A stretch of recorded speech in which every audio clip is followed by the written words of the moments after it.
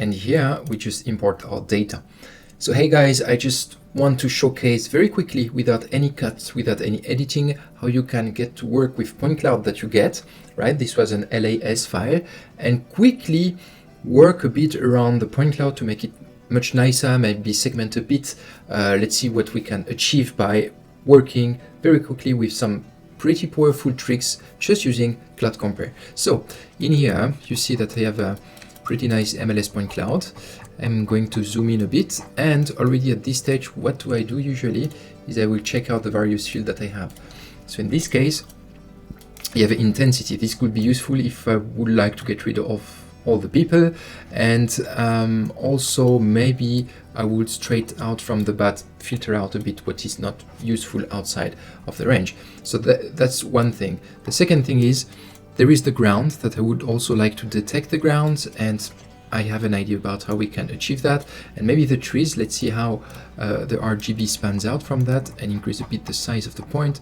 Okay, so we have a bit of inconsistencies, but down the line, what I would like to do is to maybe get a sense about how big this place is and how tall this building is, and having a great work around that. All right, so where do I start? I think the first thing that I can do is computing a bunch of features. So tools, others, compute geometric features. And here, local neighborhood radius, it's found automatically with a marching approach. But here, I think I could adjust that to, let's say, 40 centimeter. It sounds good to me. What I would like to have is maybe the number of neighbors to have some kind of descriptive analytics about what we have in the data, and a volume density. So for each of these balls, how many points do I have, and put that as a density value based on the volume. Aside from that, omnivariance would be very interesting. Planarity, verticality, and I'm good at this stage. We could also take linearity, but it will take a bit too long. So we'll press OK, and now he's going to compute the various features. So as I said, I'm not going to edit anything, so I'm just going to press go quickly so that you don't have to wait through this process.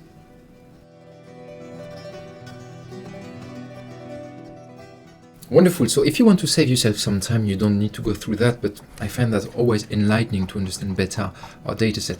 And already here, I see that using verticality, it will help me separate the ground right from the rest. So that would be interesting. Just a hint, if you want to do all of this in an automated fashion with Python, there is another tutorial that I made to do just that, so computing the features and filtering out and creating an interface. So you can check that out in the link down below. Now, with the current experiments, so what I like to do today is play a bit on various visualization and managing multimodal visualization. That would be cool. So for example, looking at that, I would like to extract the main building mainly, to then thereafter create voxelized main building with colors. I will put the trees also maybe as a voxelized entity to make them a bit nicer, and all the remaining elements I want to get rid a bit of them, especially the noise. And yeah, I think that's pretty much it at this stage that I can do. So as you can see, you have a lot of points that are gray that could be filtered out. So for that, there is nothing simpler. You just put that here and display range 0.99999. Okay, and normally it should pick up when you use scala field, filter by value, 0.99999, export, and you see that all these points are just dropped, so which is very nice, right? So these are just floating points that had no neighbors, so that's a very quick way to use that to do that. Now, second thing that I can do, it looks pretty flat, so I'm still going to filter out based on so yeah, in the filtering process here, I'm just going to drag that up until I have the ground pretty much everywhere, right? So this is pretty cool. That is the verticality. And also, if I want just to see what I select, this is what I select. So as you can see, we have a lot of other points, which is fine, but then we'll need to do a filtering based on the z height, right? That will be the second step. So edit, scala field, filter by value, and here we do splits. So we have 2-point cloud. Okay, that's the first point cloud which is not displayed, so remember to just drag that up, or and the ground. So when I take it out, this is how it looks like. So let me take the ground, and from that I will go from edit statistics, no, edit scala field, export coordinates to scala field, and I want only the Z. This is what I'm doing. And sorry, I didn't select it the right one. So edit scala field, export coordinate to scala field. Remember, this is not scripted. I'm just going through without any editing, so that you see also the mistakes and the way I'm working. So at this stage, it looks like pretty nice for me. We have the distribution here that we will leverage to filter out only the ground from what was vertical. And yeah, you could be very distinctive or not. I choose not to be too distinctive, so I will do edit scala field, filter by value in here, and split again. Okay, so it means that now I will create a group and new point cloud data. We have in here our Z, in here that's what was filtered out, and in here the ground. Okay, so if I take that, this is a ground. So the last stage that I can do here, it's floating point that's not super happy with. So before doing any mistake, I will just take all my data set, put it in here, and look that when I add that, I just have outliers. So my new PCD file, save, and I will save it on my disk. In the weekly tutorial point cloud, I will create a new one, point cloud processing CloudCompare, these weekly tutorials, and here I will put a data folder. Okay, and my data set, yeah, this is it, save. I get back to it, so point cloud processing CloudCompare data, and I save it as bin, so that if anything crashes, I can reopen it. All right, this is fantastic. So we run pretty smoothly. I will finish up with my ground maybe, which is here, and I will already call it ground. It will be easier for me to work with. So here I will use a statistical outlier filter. I want to use 14 points and standard deviation, sigma multiplied by standard deviation. This should be fine. Let's check out what we have. Yeah, I'm losing a bit. Yeah. But it may be a bit heavy, so let me add a standard multiplier, which is a bit higher. So I will use, in this case, okay, 10 points and by 2. It should be less aggressive. Yeah, I prefer that. I still have some floating point, and this is my light stage. I will just do a connected component, minimum point per component, like 1000. I don't do random color at this stage. I press OK, and I have 3 cluster. It's not the best. So what is that? I don't know why it did that, but ground clean is here. That is the ground. So before process, I'm just creating a folder that I put in it, so that I take all my file, I put them in my folder, and it's easier for me to manage. And this is the pre-processing stage. So this is my ground clean that I put here. So I will be maybe, yeah, okay, so what I can also do is just do this connected component 1000. I don't do random colors. This is what you get, and then I will take my biggest one, and here I will just go from the side and put myself in an orthographic mode, and just doing that. Okay, I want to keep things at the outside and delete what was inside. So this is my ground now. I'm happy with it. What we could do is fit a facet to that, and we'll have a nice geometry. So edit, so tools, fit 2.2D polygon facet. Okay, and here we have a ground. So this could be nice to have a base. And what I do then is I don't want to see this point floating. So what I will do is I will check visible. So this is our ground now, okay, which is just a plane with a specific. We could show the normal vector. We can show the contour or not. I will not show the contour and just show the polygon. This is the RMS, by the way, so it's 8 centimeter deviation, which is perfectly fine based on the extent that we have. And the two other one, did I needed them? I don't think so. Yeah, let me just check that. And that, and the ground is like this. So I was a bit too hasty in here, so let me delete that, put it visible again, and merge everything without keeping an index. So that's my ground, and I will redo exactly what I did by Tools, Fits, 2D Polygon Facet, and this is the ground. I will not show the contour, and I will not show the point cloud. So now at this stage we have our ground clean, that I could put in pre-processing if I would like to, like this, and this I delete. And the before process, what did we had? So we have now our ground, and we have the rest. So this is also something that I could have done, switch or rotate a bit the ground. I did not do it at this stage, but that's perfectly fine. So if I remove the ground, this is what we have. And now let me try and isolate the building. So a very quick way to do that could be just isolating, and I think this is what I'm going to do with a classical cursor. So I'm going on a top view, and I'm just going, what is that then? Okay, so that and that. At this stage I can already merge that. No. And I will go on the top view, zoom in a bit, rotate a bit by holding the shift, trying to align better.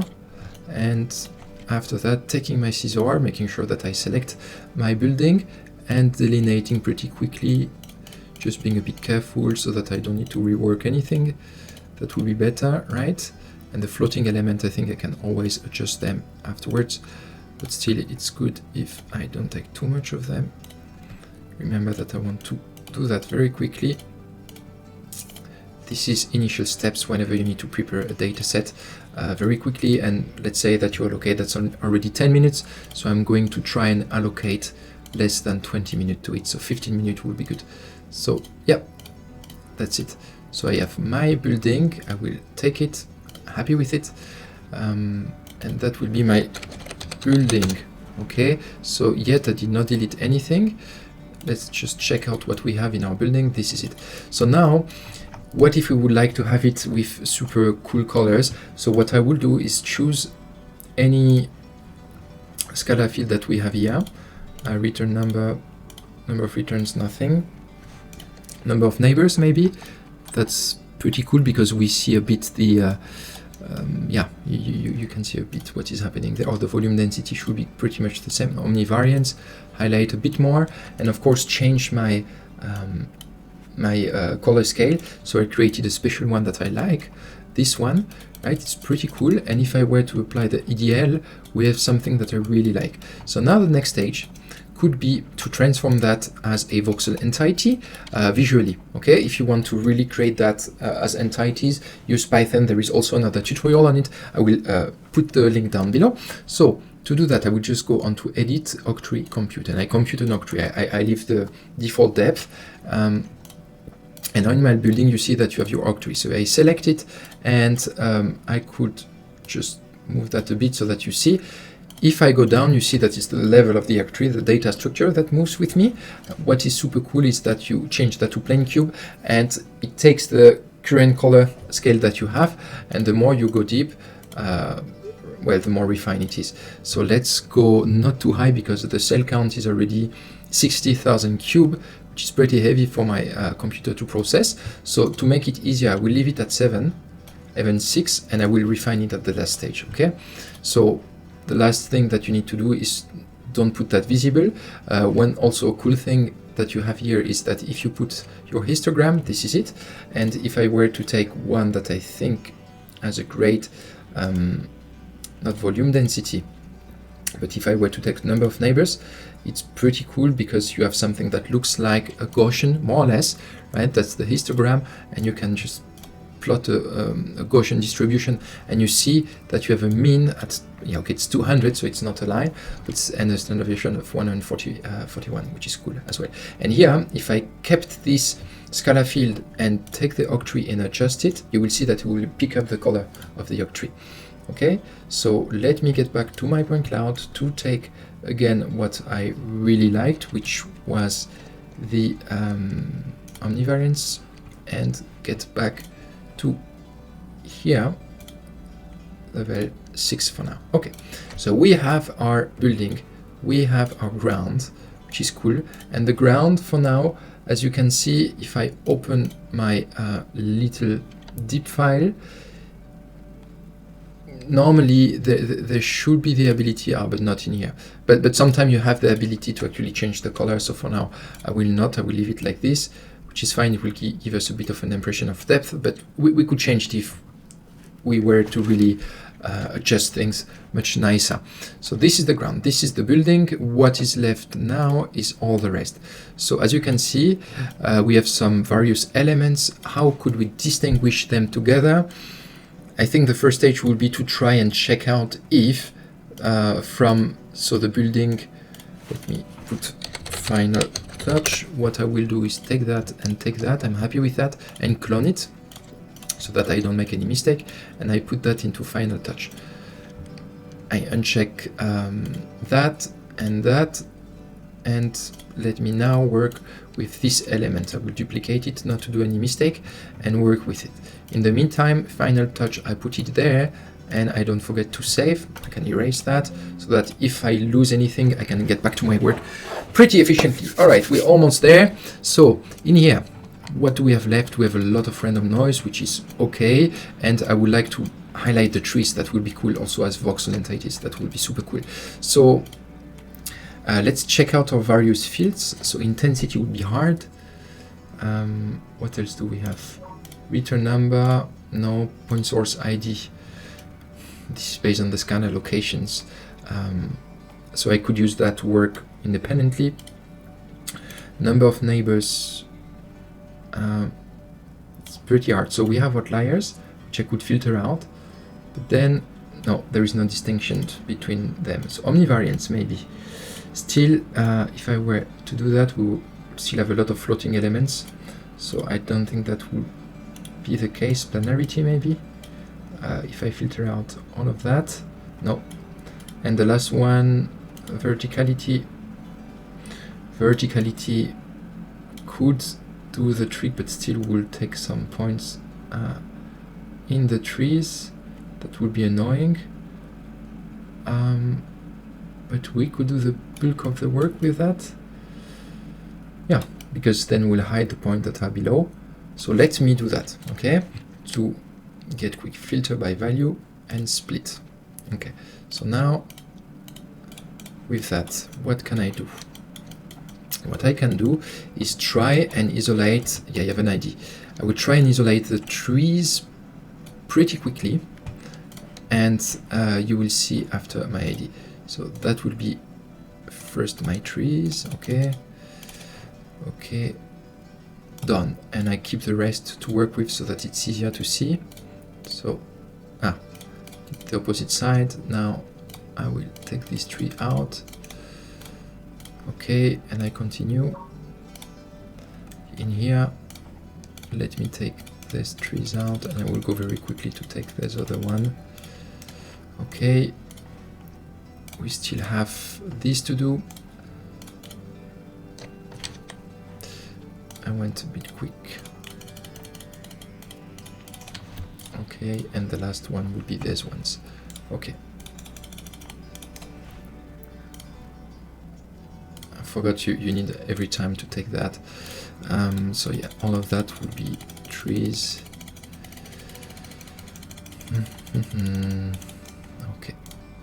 And I think there is one last, which is there, right? Sorry about that. So yeah, it's here. Okay, good to go. So it means that, except that and that, I think. Yes, okay, so that's the remaining element, and all of that are trees.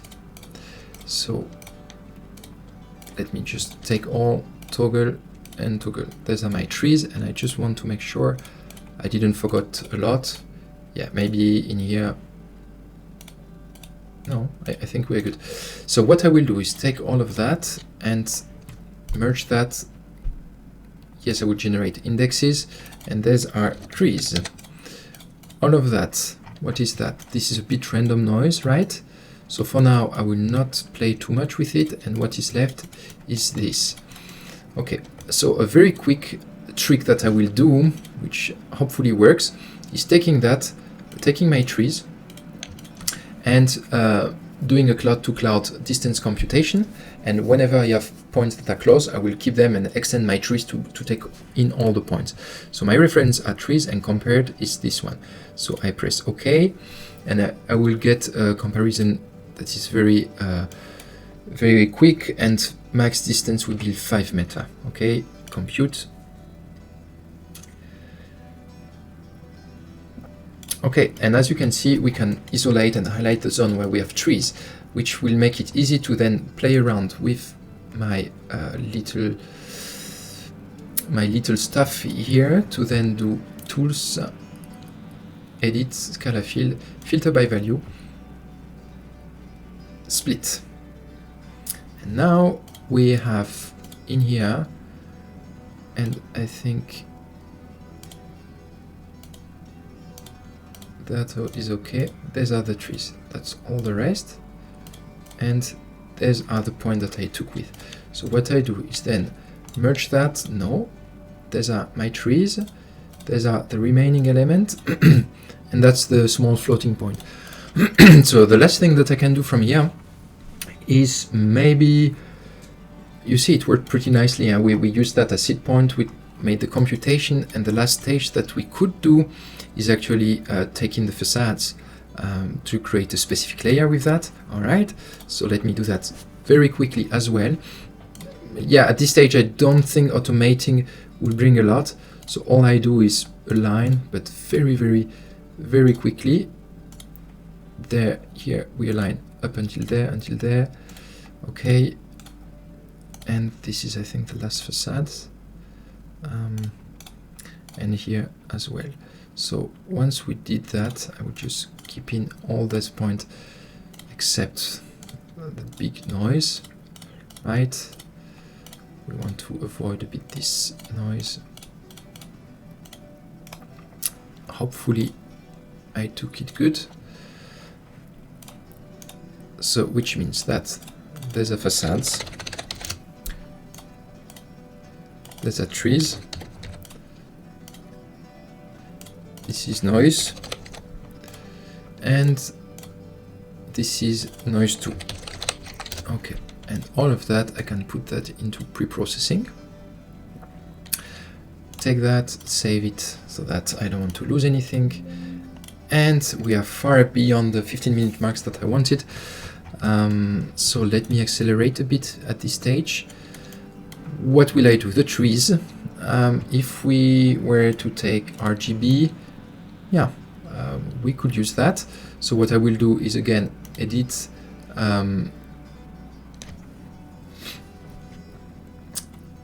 octree computer, okay, and from that, where are my trees?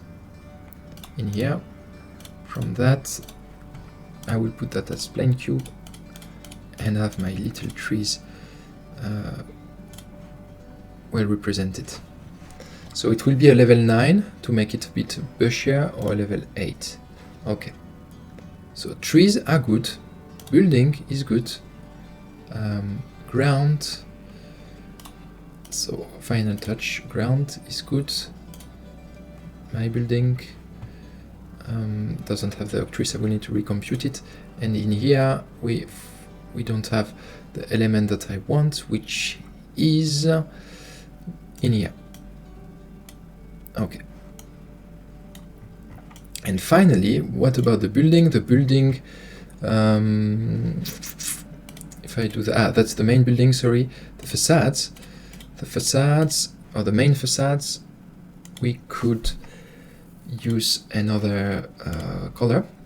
So either we use the RGB, which is fine, but in my case I want to drop the RGB and put another color. So I set a unique color and I will put it like this, and I like how it's rendered. And all the other elements I think so. Noise 2, what is that? I will do clustering and keep single color for each of them. And the noise here, what I will do is I will color that not to disturb too much in blue. And the noise 2, I will do a clustering at level 8, and I will drop every cluster that is below 100 point and put random colors to see if we have something a bit nicer. Yeah. So we are almost there. All that I need to do is actually to take in my building, or just display this one for now.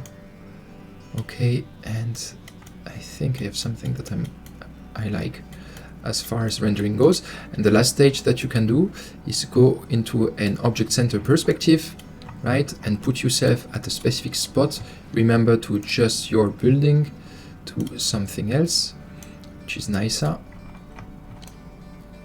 and putting ourselves, I put shift when I do that, at a nice little location.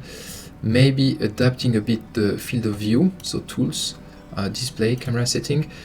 You have normally field of view, which is here, that you can adjust to have a bit more in it. So 60 is usually a field of view that I like, exactly like this.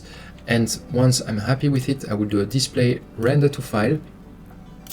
This time it's not a newsletter that I'm writing, so again it will be into former tutorials, tutorials, weekly point cloud results, and here it's rendering 1. And the next stage could be to do another rendering, right? So in here I will do Control V, and in here I will do also Control V. I will take both of them, plug in animation, and what you can do there, so let me put that on the side. What you can do there is put a small duration like 8 seconds, that's good for making GIFs, and from this 8 seconds you keep the smooth ratio and you do a loop, so it will go there and go back, and that will be 8 seconds. Just do a preview to make sure that's exactly what you want. It looks like the trajectory is smooth enough, so I like it. I will just shorten up the timing because it's a bit long, 8 seconds, so I will put it 6 seconds. And I will save it there. This is not the name. Again, if I were to take exactly the same spot where I want to output all that I do for these tutorials, it was in the weekly. And point cloud processing, CloudCompare results. And I would just modify that here. So results. Hope anti-slash works, normally it should, and tutorial format, auto is fine because I put the .avi behind. Super resolution 4 is very good, 3 is maybe a bit lower quality, and I like to put high bit rates, but of course if you make GIFs afterwards you can drop that a lot because you will not need this high resolution. So let me keep it to that. Render it. You can also export the trajectory if you want to redo it thereafter. We'll just render it this way, so 180 frame. It should not take too long, so I will leave the computer on and cross my arms and wait for the result to be finished so that I don't do any editing except accelerating this part.